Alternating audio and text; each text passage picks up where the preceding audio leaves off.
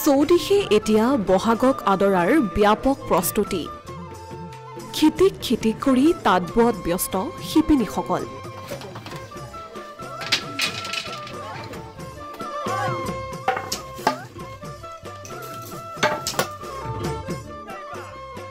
প্ৰিয়জনক বহাগ বিহুত উপহাৰ দিবলৈ বুলি ফুল তুলিছে গামোচাত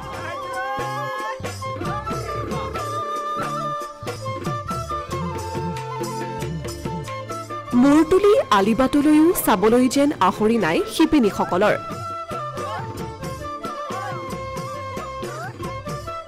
পদুলি মুখত হেঁপাহৰ ৰঙালী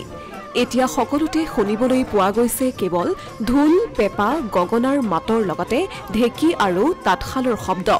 কোনোৱে যদি বিহু বুলি বিহু নৃত্যৰ আখৰাত ব্যস্ত কোনোৱে আকৌ কৰিছে ঢোল বাদনৰ আখৰা আন কোনো আকৌ ব্যস্ত পিঠাপনা বনোৱাত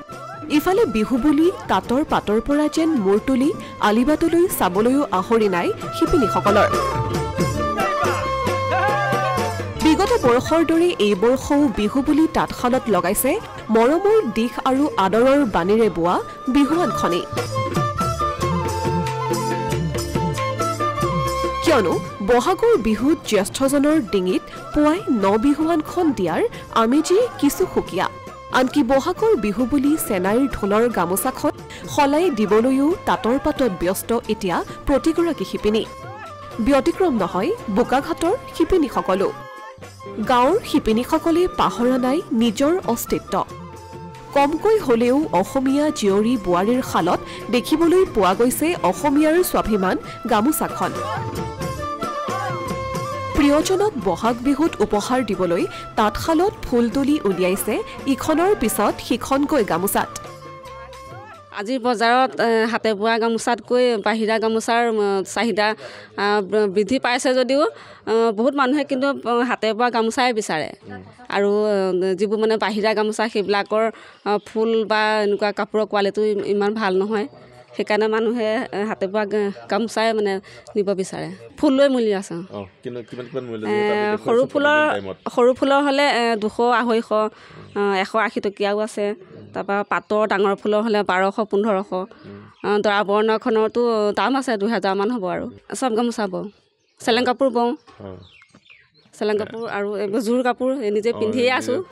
অৱশ্যে সময়ৰ তাগিদা আৰু আধুনিকতাৰ ধামখুমীয়াত যেন ক'ৰবাত হেৰাই যাবলৈ ধৰিছে পুৰণি সেই পৰম্পৰা ক্ৰমাৎ যেন কমি আহিছে থলুৱা শিপিনীয়ে বোৱা গুটি ফুলৰ গামোচাৰ প্ৰচলন যাৰ ফলত বহিৰাজ্যত মেচিনত প্ৰস্তুত হোৱা গামোচাই এতিয়া দখল কৰি আছে অসমৰ বজাৰ বহিৰাজ্যৰ গামোচাই স্থানীয় বজাৰ দখলৰ প্ৰতিযোগিতা চলি থকাৰ সমান্তৰালকৈ গাঁৱৰ এইসকল শিপিনীয়ে হাতে বোৱা গামোচাৰে বজাৰ দখলৰ এক অঘোষিত প্ৰতিযোগিতা অব্যাহত ৰাখিছে